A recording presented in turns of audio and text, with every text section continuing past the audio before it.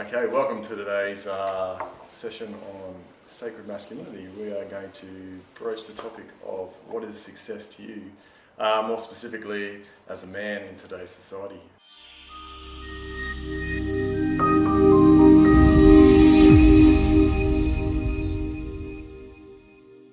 So I'm going to start out with my idea of success has obviously changed through life. You know, it used to be that, you know, white picket fence, male, have wife, kids, flash car, flash house, great career, all that sort of stuff. And then sort of achieved a lot of those goals and then realised along the lines that there was something missing. There was more to it for me than that. And that kind of probably brought up this topic for me in that for me now it's more about serving others, being happy, being content with life. Probably content's probably a half-assed word, but and seeing that other people's success is my success. Because once I've seen that, now I realise and I'm aware that we are all one. And so one of the sayings that really stuck with me this week was the one by Teddy Roosevelt that says, comparison is the thief of all joy. Which for me now is like, well, I don't have to compare myself to other people because when I look at them, they're succeeding in their own way as they want to, and that is my success, especially if I played a part in that success. How's that? Yeah, that's pretty powerful. Yeah, That's yeah. awesome. Yeah, okay. So feel free to respond. Or I can keep going, maybe. I had a Is that the end of the video? Well done. Let's go. that rounds me up in a way. It was funny because So it's not that broad after all. Same thing, cleaning a bike. What does success mean for me? Yeah, interestingly, I hadn't sort of maybe thought about it lately, which is odd. I guess we should be thinking about it more often, or I should be maybe. Same as you, white picket fence, manager at corners. The road's laid out in front of me, but then it just all didn't add up, didn't make sense. Life changed dramatically. Here I am. And then along the way I said, okay, what is success? I don't know, simple things like my children wanting to spend time with me as they got older. I sort of thought that's success for me. So I guess I've developed a relationship or spent time fostering something whereby then, so connection, I guess. Yep. Having a connection with those that I guess I put energy into. And then having that back, it means, I don't know, maybe that's something meaningful. But then I moved on to lately, what is success? It is that service to others and finding that connection with others. I'm still enjoying just having that connection with myself, everybody.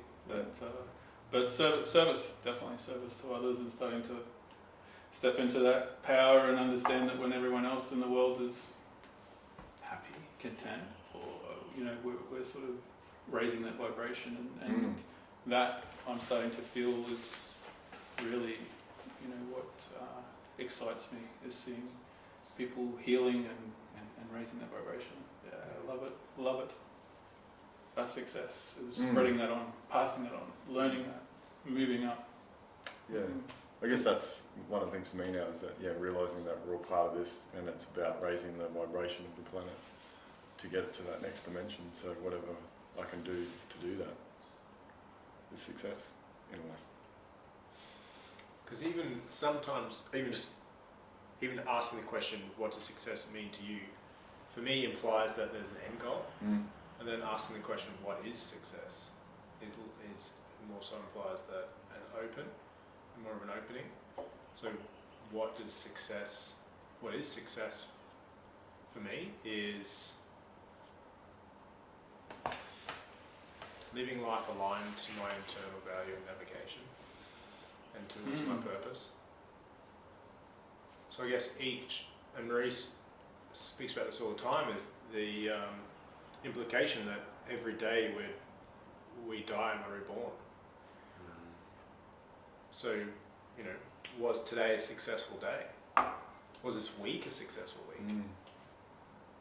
Was I living aligned to my internal values and navigation allowed me to express myself wholeheartedly and not allow each day to end without speaking every word that needed to be said, which Maria says all the time.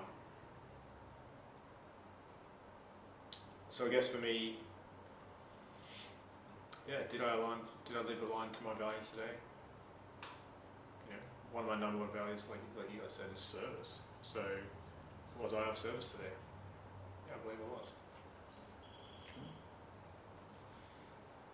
Was today successful then? Yes, it was. Yeah. Right. So I guess it comes down to how you define success. Yeah. Probably the question I ask is that who is defining success for us? I think when we're younger, it may not necessarily be ourselves. It's the pipe dream that you sold. Being the manager. The measuring tool. The measuring tool, yeah. Finishing school, going to university, getting a degree, becoming a professional, doing an apprenticeship, finishing this, having the house with the white picket fence, having the wife with the 2.4 kids, that sort of thing.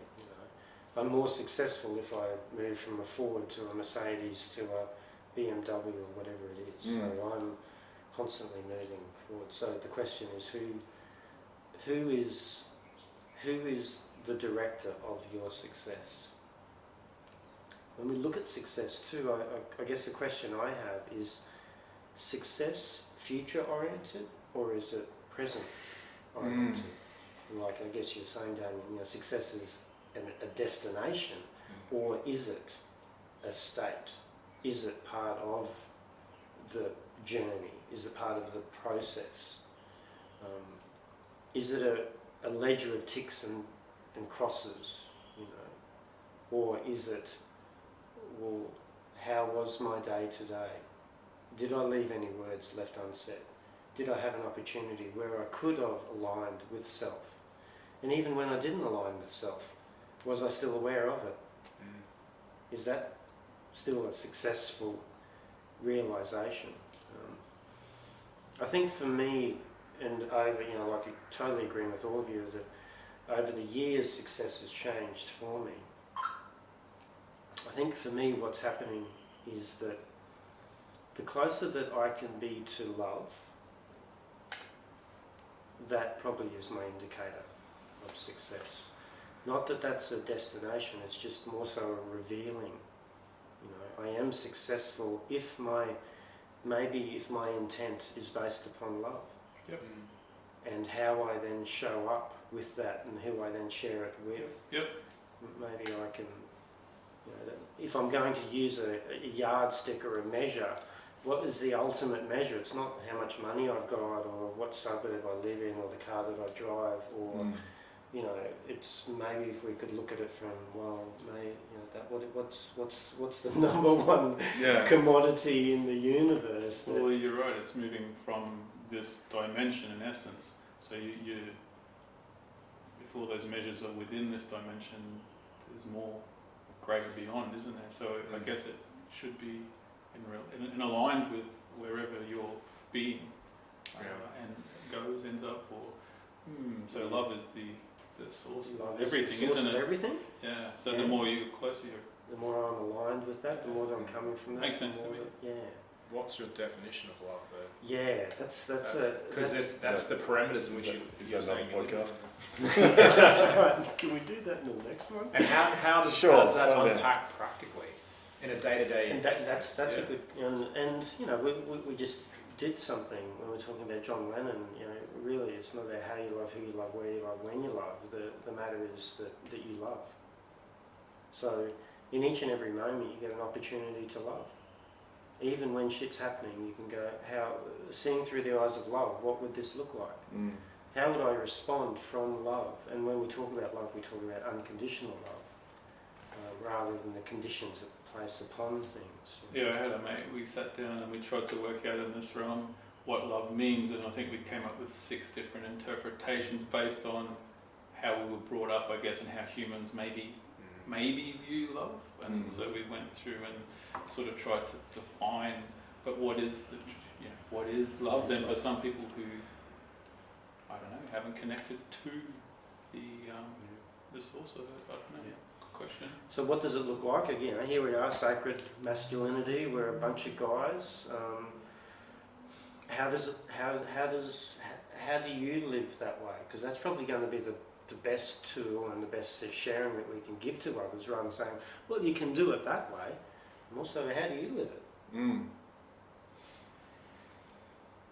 We've moved away from success, now we're into love. Yeah. I was going to go back to success for a second. I think the trap we get into, and this is where mindfulness meditation comes, is that success is always something we're seeking for. It's that future thing, and you actually touched on it as well. We're seeking for rather than being successful in this current moment. Yes, it's another place. It's like you never get there, and it's always that continual. Oh, I've got here, but what's next? And that's where people I think are coming to, which is where that space of life comes to. A bit like destination addiction. Now we can have success addiction. Yeah.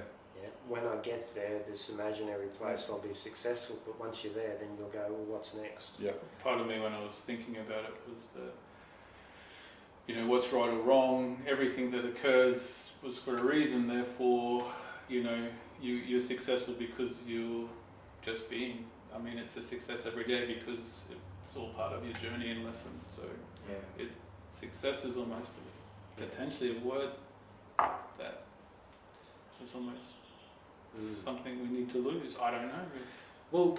Does it lose its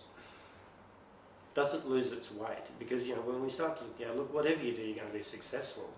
It's sort of like when you rock up and the kids are running and they go, here's your participation medal. So we go, okay, well, he was successful, or the child was successful because he turned up and he started to do something, he participated, there's success within that. Or do we reward success in a greater way that if you got first, second or third? Like it's a bit of a slippery slope sort of thing. And it's also judgment as well. I guess this comes back to that post you put up the other day about Ubuntu. We're a completely different culture to ours. It's like everyone moves together as one. Well, you just run over here, oh hang on, we'll all hold hands and go. Yeah. Whereas we're indoctrinated into that world of you've got to be the best, you've got to be the best, you've got to be, that individualistic thing rather than, hey, how about we all go as a group? Yeah. So is that like capitalist versus socialist? Yeah, I guess so. Even like communist sort of thing? Yeah, I guess those socialism and communism's shown to fail too. It's something it's something different. It's that utopian world, if you like, which is love, pure love, essentially, and that's, I guess, where that whole process of getting to the next dimension is about. Well, then competition would be extinct. Yes.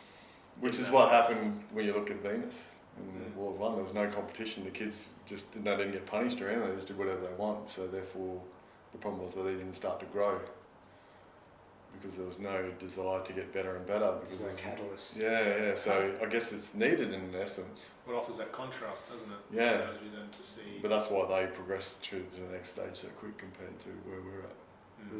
Because competition, we get too dogmatic about it, and then we go around killing each other. Yeah, exactly. And then we hoard.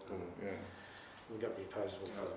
Yeah, that's it. The opposable thumb makes a difference. And the opposable thumb. You got to check out the law of one to understand that. Yes. We should probably just do a session on the law. Yeah. That would be pretty powerful. Yeah. Okay, bringing it back to success. So back to love. We can easily back to love. Back to love and success. Yeah. So how do you then, if we're going to say that love is the ultimate, I guess yardstick of success, and you're saying that I'm trying to align with my inner self, and ultimately, from a sacred masculinity perspective, and I think it's about keeping true to that, is the opening of the heart chakra, the opening of the green ray, the opening of you are me and I am you. There is, what I see in myself is you, that sort of thing. Well, the interaction that I have with you reveals something within me, so how can I then blame you for that? I can actually thank you for allowing me to see what it was that remained hidden until you then, replaced it on my path. I think that's a really beautiful way of trying to understand what sacred masculinity is about. Because otherwise we get into the toxic And then there's that competition, and then we're pushing away, and we're then creating a deeper shadow self, in essence there too. So love is all. Unconditional love is all. How do I practice that throughout my days? Well, that is a if you whole. If you can work that out, then we've solved the world's problems. Well, let's do it. We've got another half hour to do it, so let's. Well, what's the name of the gentleman that rounds up Ra's work so elegantly? What is his name? Aaron Apke.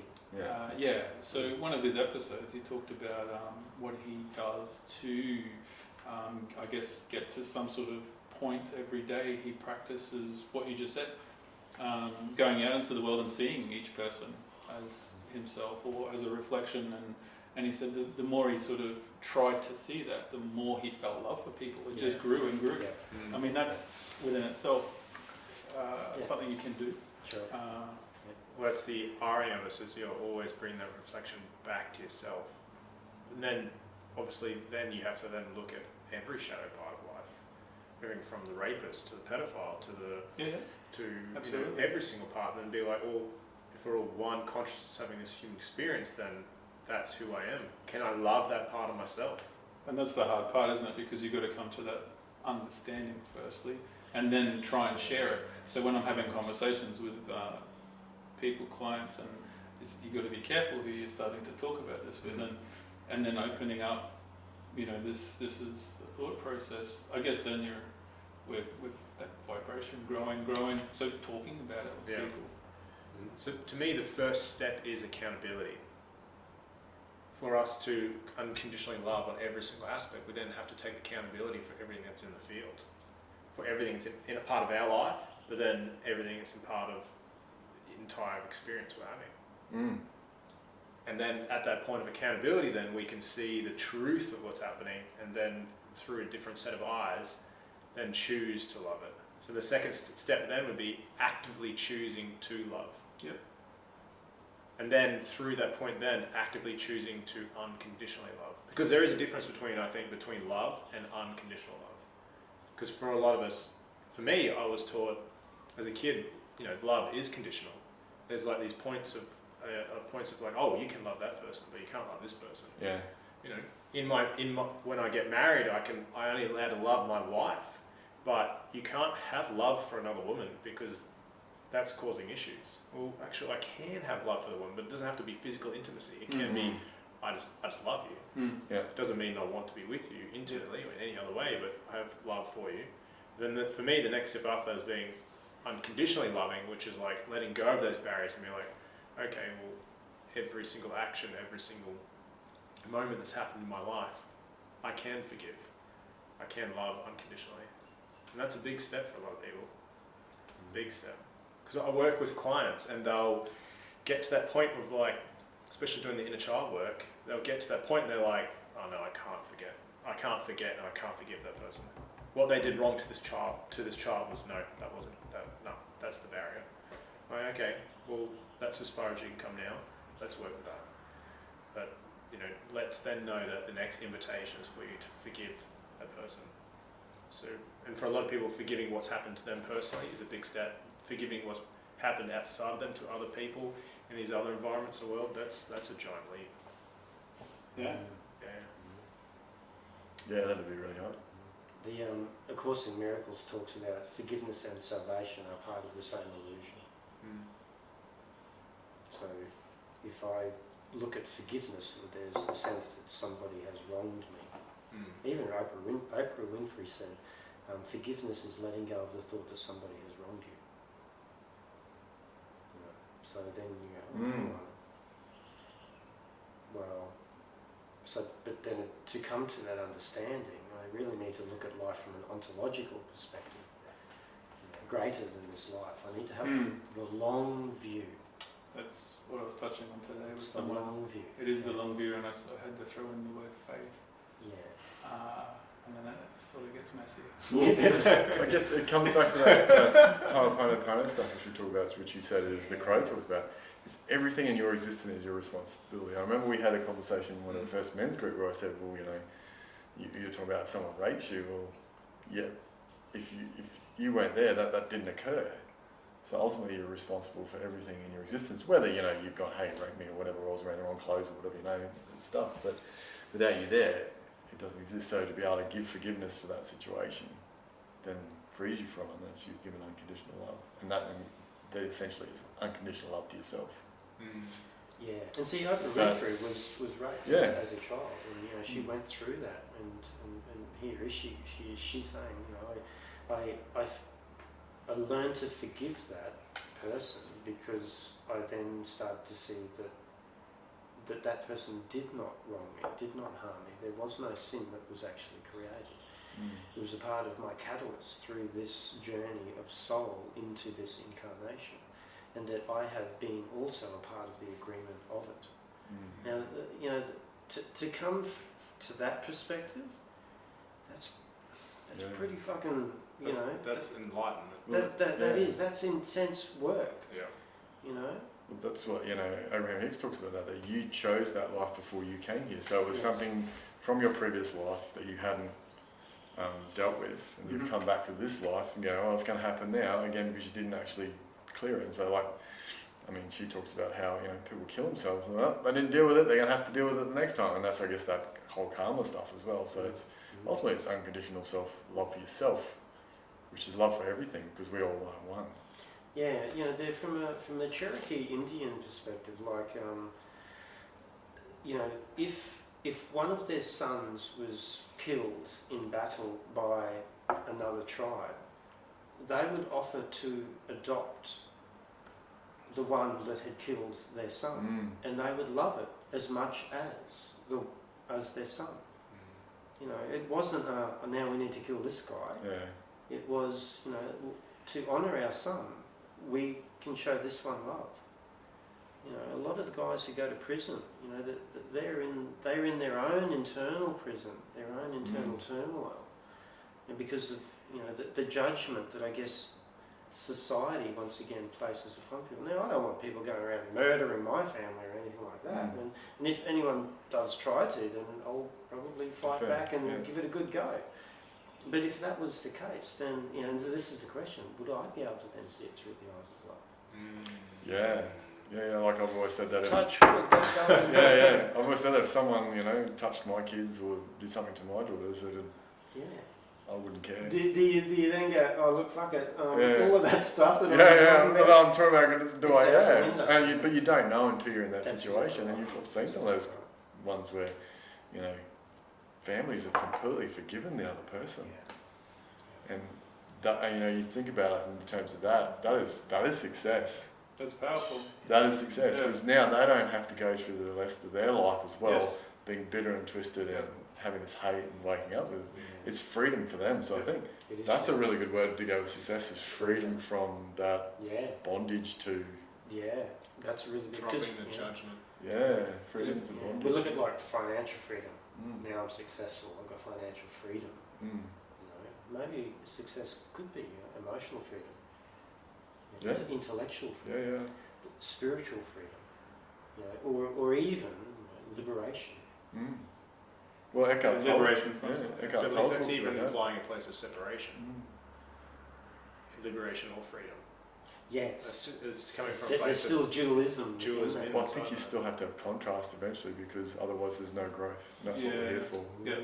So do you ever actually get true freedom? And, you know, Eckhart Tolle talks about that, is that he gets all these people who've made millions, they're fantastic, and he goes, but they still don't have that sense of whatever, and it's not until they come to that place of freedom emotionally, they feel like they've really made success. And then, like even Joe Dispenza talks about, then once you've got all that other shit doesn't matter. But still, you still need that growth. So it's like going to the gym. You push yourself harder to get growth, or you put yourself up against something to get growth, and, you know, if you're not growing, then you're not doing anything. And I think Bob Proctor talks about that, if you're not going that way, you're going that way. So you still have to have some level of stimulus. I guess it's about how you interact with that stimulus. Is it more of a healthy way of doing it? So is that success? So yeah, so I guess when we look at success, and for the people watching,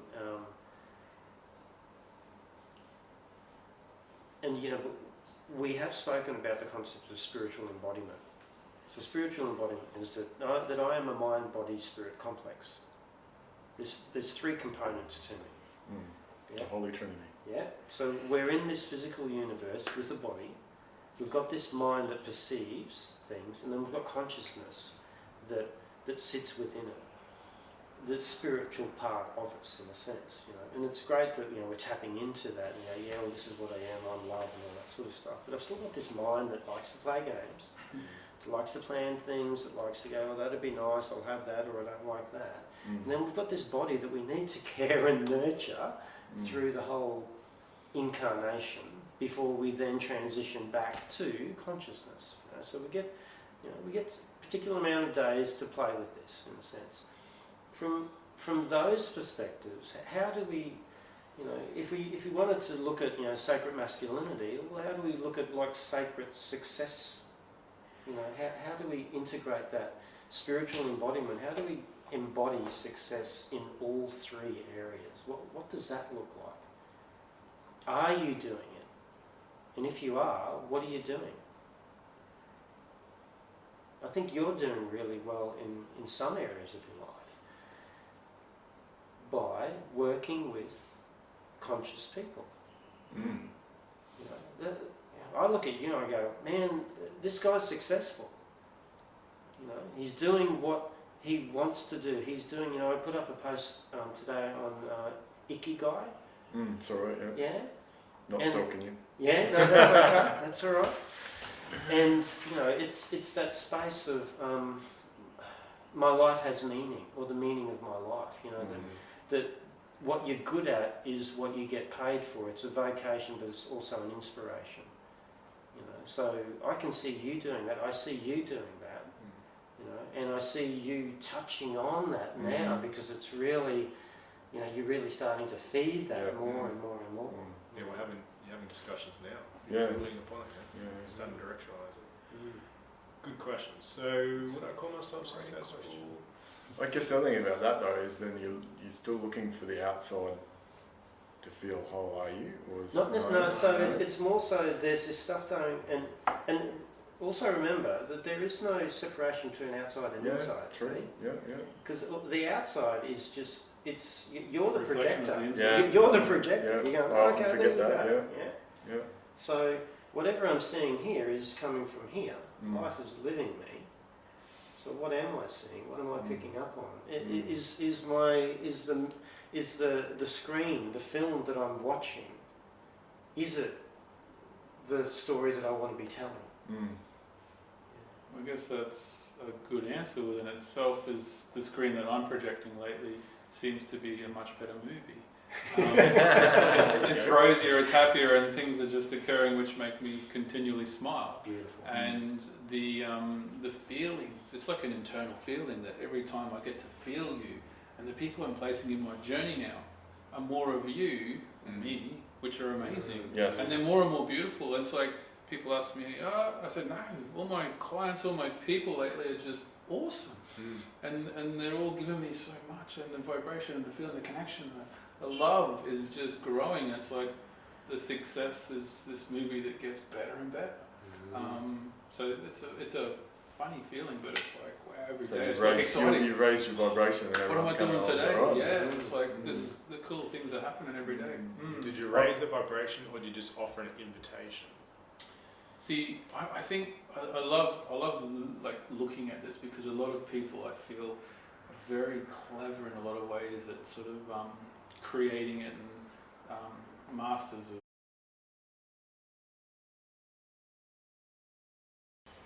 Yeah, I guess it's trusting that too for me. So it's that time, isn't it? It's building it up to understanding it, seeing it. I remember one day sort of realizing it maybe 3 or 4 years ago, where someone started speaking to me about this, and then it's almost like I sort of went, oh yeah, I get that. I think I feel it and I see it, and then I was right deep in that moment of connection with some people. It was amazing, and then it was almost like a video just played out in front of me, and these things happen that just I thought of, and then they get curved, and it's like, how does all this? What, you know, I was just talking about, and this is what's going on right now. It's really weird. Like, what the hell? Yeah, this is what we're talking about. And so then it's, you know, more and more bringing it in. It's like trust. Bring it in. I can. I am. So more and more, it's like now. Just stay now.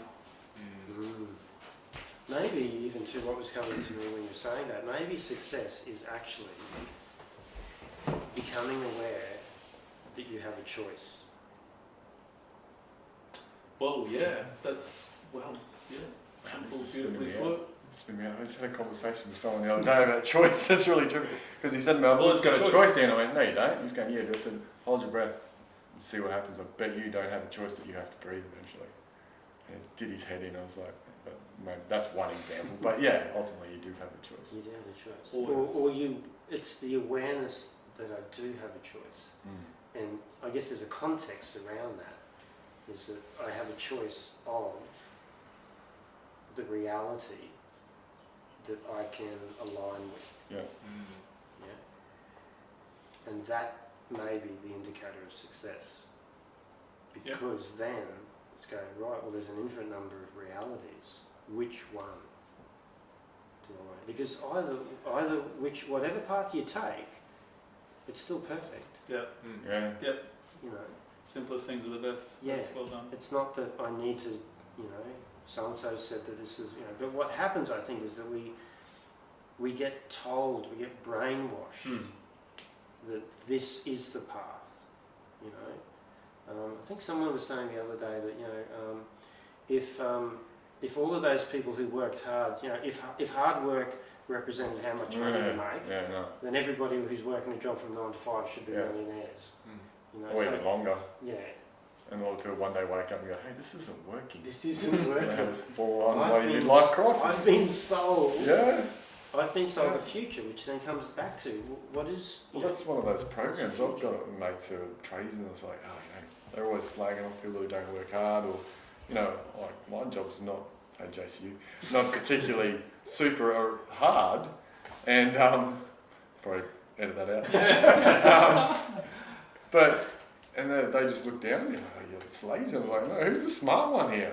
I'm not having to go to work, bust my ass off, and earn a good wage. I mean, but you know, and then you're wrecked for the weekend, and you just sit around and drink beer.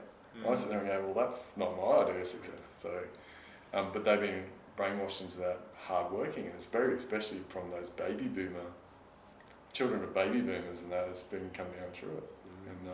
And I've loved that I've instilled that into my children. Is that, you know, work, find something you're passionate about and satisfied with. And yet sometimes you're going to have to work hard to get to that point, but don't think that's the be all and end all.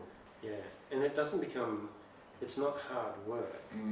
It becomes you aligning with your own passion. Yeah, because I think as well, you're talking about that, it's like, I see this a lot of people is they allow life to apply the conditions to them. Yeah. So it's like saying that programming, but it's conditions on every level. So you don't have to work hard to make money. No. So that's a condition people always have. And then on that level as well is then, well, if I don't have to work hard to make money, I can't make money. Well, that's not true. No, that's the So I know people who've created courses online or do e-commerce businesses and they don't work that hard and they make good money. I agree with you. So it's the conditions in which they choose to live upon.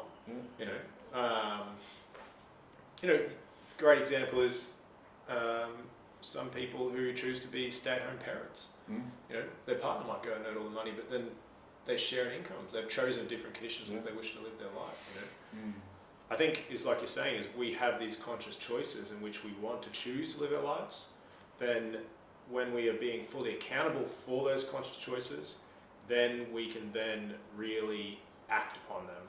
I think if we're always just living with this visor, with the sunglasses on, going, well, I want more money, I want this, it's like, well, actually you have to take accountability for where you send the projection of everything into your life and love it. So, you know, do I love what I do? No. Then let's redirect that. You know, change the movie, shift it over here, and then allow life to attract in abundance through that avenue. You know, we live in a world now where we don't have to work 9 to 5. We don't have to be at a workplace to earn an income. People can work from home now, or you know, you can create products you sell online, or anything. There's a whole new world out there that our children will experience that was different to what my parents lived. You know, this comes back to that same conversation we had about breakups last week. About, you know, you're in a relationship that's bad, and you find it hard to get out. Well, you know, it's about realigning yourself with you are, and that person will either come in or won't. And so a lot of people are at a job and all they think about is the negative, I don't want to be here. And what do? They just keep attracting that. And so it's like, before you even can go out there, you see a lot of people that they go, I don't like this job, and they find the next job and it's almost identical. It's shit. It's like a relationship thing, so it's the same pattern. So you have to change yourself first before you can go to that. And so it's shifting those paradigms and those thought processes and the emotion and the vibration. I mean, when I was in America, you can see they're very, and I've got this program, I know that you have to have the full-on degree with the PhD and blah, blah, blah. And sometimes when I start teaching people stuff, I think, I haven't got this piece of paper. I'm a farce. And I'm like, hang on, no, I've got the life experience that's valuable, but because society says, well, you've got this piece of paper, otherwise you get sued and all that sort of shit. But really, people find value in your own experience, and I think as a society it would be great if we could shift away from having that you need blah. Like people say to me, you don't have an IT degree. I said, no, I just experience. Sometimes I value that, but some people don't. So I think that's the same principle. I think then that measuring success in a simplistic way, Viktor Frankl's, so meaning and purpose. So if we want to find our love or something, we desire, or what is my meaning, what is my purpose? Search for meaning. Yeah, so Viktor Frankl wrote that book when the concentration camps, the men's, was it Search for Meaning or whatever it was? Men's Search for Meaning. I guess that's a good tool maybe, or something to ask yourself if you're not on your pathway, if you're not in love with what you're doing. I guess ask the question and go and find it. The ultimate thing for me now is, the biggest job for me now is keeping my vibration up and raising it, because then that helps us get to that next density. Otherwise, if we didn't, as we were, we would have been stuck, however, another 4,000 years or whatever it was, forever back 25,000 years. doing this still. Yeah. So or a full another 75,000 rotation because we've just done the third. Yeah, that's it. Sorry. Well, you do remember numbers. So, I mean, that should be our first and most important thing. Well, yes. Maybe. I think I know what you're going to say. So go for it. Go for it. You say. Well, I'm saying, So hanging out too long together. So by you living your purpose and living your life and aligning to your joy and your love, you are adding to the vibration. Yep. Absolutely, I think. So I think shifting away from that kind of I must do this, and actually intrinsically then doing the work and saying to yourself, well, actually, what's the discourses coming up? What's the reflection to me in my life coming up here? That is the work you need to do. And through doing that, you're helping the collective access new information that you're bringing forth into the field and clearing out. Cool. Lovely. Awesome. Right, I'm done. Let's go. And well said. I guess to add on to that too is that at this moment in time, there are people already living in fourth density. So it's not that I need to get everyone on the planet to that space. No. So it's so what is the universe that I actually live in? Is it coming from the green ray? Is it open? You know, do I have heartfelt conversations? Are these conscious conversations? You think about that. You know, like this is definitely one of it. You know, so you think about this universe that we are in right now is something that we've all been a part of creating. Now we've for a long time. And Damien said, you know, now we're placing this upon the field. People are watching, and now it's touching them in particular ways. But this is a very different universe to if we hadn't had this conversation, because there is many other universes where we are not having this conversation. Yeah. But at the moment, we're aware of this, And so this is one of those realities that we've then moved to. Did we just write the script for Inception? Oh, I know. I love it. And obviously, moving into Tenet, we're successful. What was that? We're successful. We are successful. We are. We're so even maybe so full of success. Maybe success is a state. You know, like it's great. I was thinking that earlier. When you say, oh, you know, I love you, you can also look at it and go, I am in the state of love with you. Yeah. You know, it's not you that brings me my love. You are the vehicle. You are the mirror that is representing to me this state of love that I am in. Thank you. You know, now I'm in the state of success. You know, so maybe these are just states. Maybe those states are representative of the many world theory. What is it that I'd like to invite into my day? Which world would I like to invite into my day? Life can only give to me that which I already am. If I am in the state of success, if I am in the state of love, then I naturally am in a world that has love, in a world that has success and celebrates that. Yeah. So there's from a quantum perspective, there's a Planck second, right? So a Planck second is the smallest amount of time that quantum physicists have been able to measure, right? There's 334,000 Planck seconds within one of our seconds. Yeah. What the physicists are saying is that each one of those Planck seconds you make and remake yourself. So you are making and remaking. We've sat here in 1 second. We've made and remade ourselves 334,000 times. You are travelling to a different universe 334,000 times per second. Because it happens so quick. Based on what they can measure, so You it don't, could even be more. Yeah, they're just putting a number to it. So you don't see it because it's happening so quick. It's like when you look at a movie film. You know, it's just these frame by frame by frame. So we are frame by frame by frame. 334,000 times per second. The worlds that we visit are vast. Yeah. What takes us to those worlds is the emotional frequency that we are emitting. Tap into the emotional frequency that you are experiencing right now, and then that will give you an idea of the world that you are visiting. Because when you step out these doors, you're going to go to other worlds. We are multiverse travellers. We look at our lives through days, through moments, through seconds. But there's lifetimes that we experience within 1 second. We traverse the universe within 1 second. Imagine if you could start to look at your days like that, without doing your head in and having psychosis or anything like that. But you go, wow, this is pretty wild. Who gets to choose to go there? Well, I do if I am conscious of it. If I'm not conscious of it, I then allow the default mind to move me to those places, which is based on fear, safety and survival. I'm not enough. There's not enough. Lack. Fear. So maybe success then is a choice, but more so, in coming back to our relationships, it's an intentional choice, it's a conscious choice, it's an awareness. Maybe it's all about awareness. From a sacred masculinity perspective, because that's what we're here and that's what we're talking about. So is then success on a level of being conscious in the moment? Conscious in the moment. Because now I'm aware of the choices that I am making in relation to my frequency, because my frequency ultimately then determines the world that I then visit.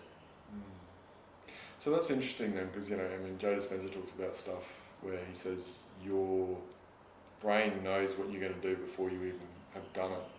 So does that mean you've consciously made the decision, somewhere else, or? Well, you could be tapping into the field, and when we look at it, like there is no time, there's no future and past, and like I was saying to Nathan before, is intuition letting you know where to go, or are you just remembering where you've been?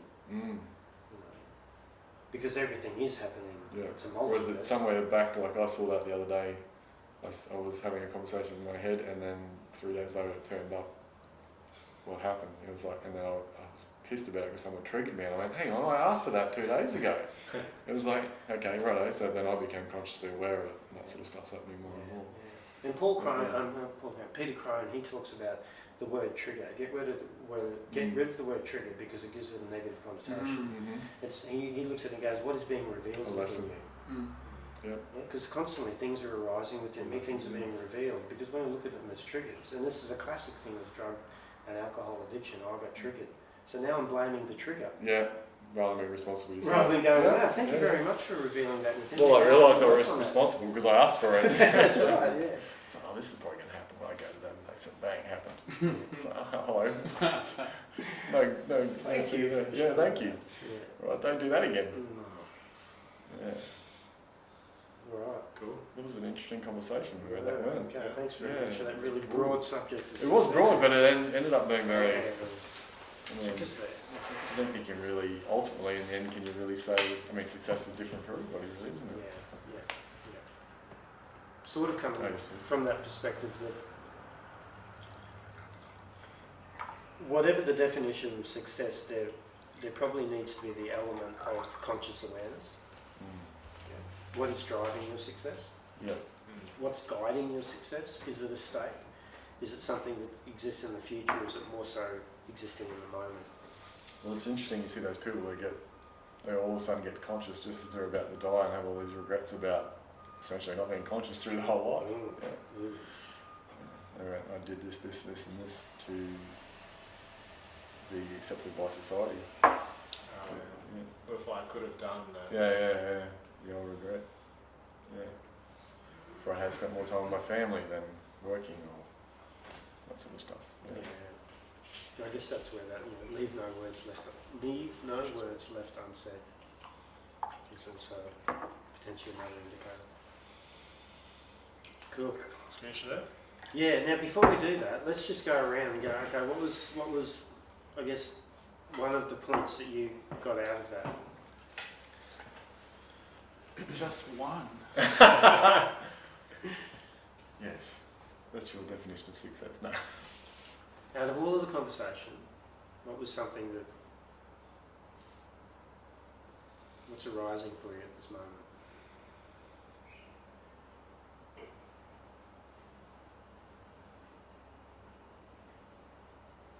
Yeah, it's funny. I don't know. I mean, I had so many, beautiful epiphanies during the conversation. It's like, wow, I always do. Oh, yes, got to, remember that more. Try and use that more often. Do that more often. Be that more often. I guess it's we sort of summarise at the end there, placing that awareness, being conscious in that moment. How do we do that? I guess practicing more of it, more mindfulness meditation, more.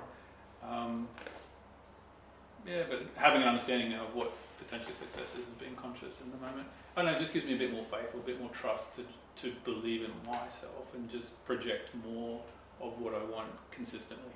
So for me, I'm seeing that anyway, but just this conversation makes me realise more, do it more, be now, be that state consistently. So it's just staying there, I guess. That's a way of summarising what I feel. Cool. If I am creating in this moment for my future through the multiverses, then being more aware of what my actual feelings are instead of being unconscious of them. Yeah, definitely. And whatever's arising, then allowing myself to move through that so I don't give it momentum. Yeah.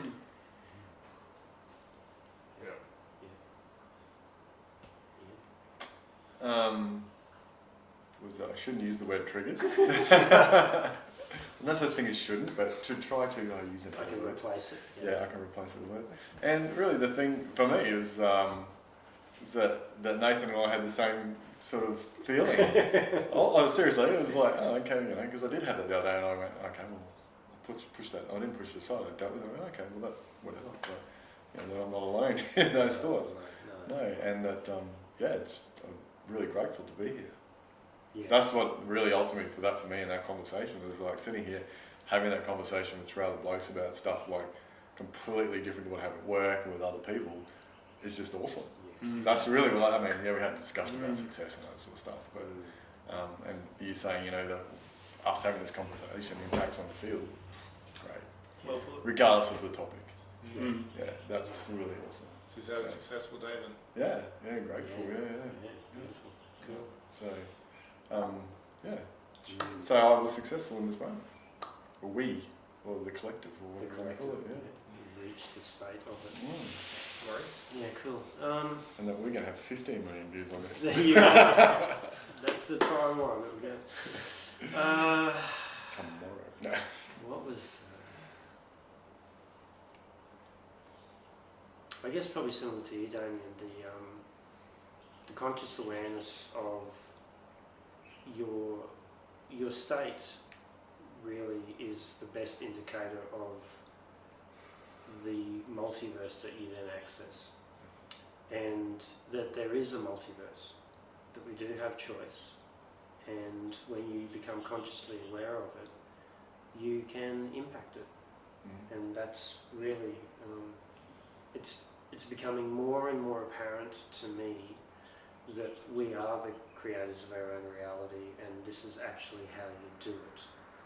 You know, for many years I heard this concept, the law of attraction and things like that, and you know, we tried to wish things, but really didn't understand what it was about. Whereas now I get to experience it on a daily basis, and have had some experiences where I've actually seen a parallel universe happening as I've been in this, which have just been totally mind-blowing, you know, to go, wow, there's only a very thin veil between the multiverse. It's not that I'm going to another planet.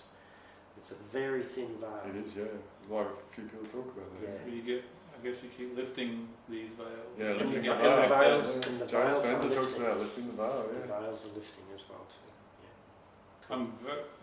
Being in this group conversation is what is creating, you know, so many levels, layers of, and I'm so thankful. It's awesome every time, you know, it raises that vibration, that thirst, that love for. I look forward to Fridays. This is good. It's awesome. So grateful to be here. Yeah. The wonder. Yeah. I mean, wonder. like I was looking for this kind of group ages ago, or people in this sort of talking about this kind of stuff. And it wasn't until I stopped looking that you just turned up, which is a big lesson for me. I was just like so desperate. It's not there. I kept focusing. I wasn't there. And as soon as I went, it'll turn up when it's ready, and boom, turned up. So you were putting into the field the wrong thing. I'm looking. Yeah, so you're always going to be looking. Well, I was looking that I was observing that it was literal thing. but I was observing that it wasn't there. Where is it? When's it coming? When's it coming? When's it coming? Which is coming from a place of lack, and it wasn't until I went, and then finally got the whole thing and went, stop looking, just chill out. Look back, and then boom. Hey, JJ goes, you want to come to this group? And I'm like, yeah, sure. And